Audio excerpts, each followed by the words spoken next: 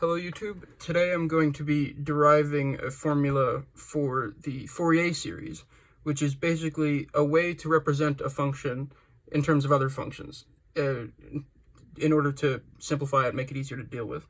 So another example of a series like that is the Taylor series, which most of you probably know, which basically is that we can write f of x, any function f of x, as the sum from n equals 0 to infinity of the nth derivative at 0 of that function times x to the nth power over n factorial.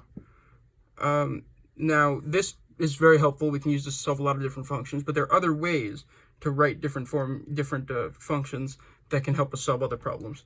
One of which is the Fourier series, which allows us to write f of x as a constant c plus an infinite sum from n equals 1 to infinity of a coefficient a sub n cosine of pi n x over L plus b of n sine of pi n x over L.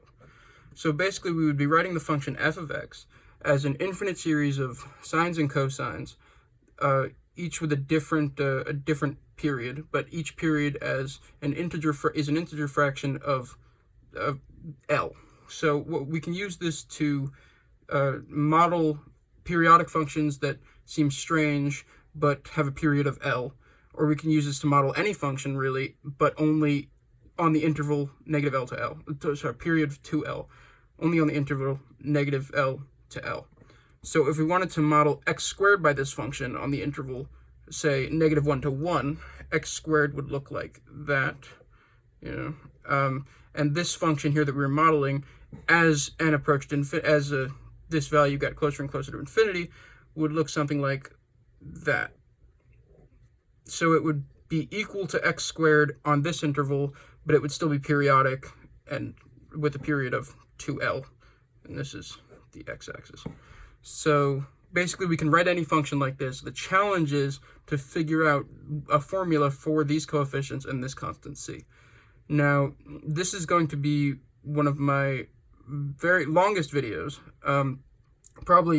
definitely longer, or almost definitely longer than the gamma function video, which was my first. And in order to do this, I think I'm going to split it up into two different parts. And for the first part is just going to kind of explain this Fourier series as I've done, and also derive some things that will help us later, and that will help us later and make it so we don't have to do as much work. Now, the first thing I'm going to do is I'm going to show you something called an even function and an odd function, and that will help us. So basically, we'll have an even function g of x. G of x is an even function if g of x is even if and only if g of negative x equals g of x. So this function is basically symmetric over the y-axis. So x squared is an example. Now we'll have another function h of x, where h of x is odd. It's an odd function if and only if h of negative x is negative h of x. So basically, this is a function that's symmetric across over the origin. So an example would be x cubed. Because if we rotate that 180 degrees, or that's another way of saying reflected over the origin, it will be equal to itself. Now, the reason these are useful is that cos x cos x is an even function, and sine x is an odd function. Now, why I'm talking about these is because this, especially in the case of sine x, will really help us. And in deriving the Fourier series, what we'll need to do a lot of is integrating something from negative L to L. So what we want to show is that we want to derive the integral from negative L to L, or negative A to A, because we want A to be anything, really. A can be absolutely anything, of the odd function h of x dx. Now, how can we show this? We don't even know what h of x is. Well, we can do a few things. We can split this up into two integrals, the integral from negative a to 0 of h of x dx, plus the integral from 0 to a of h of x dx. Now that we have those, we can do a U-substitution here and actually have u equals negative x.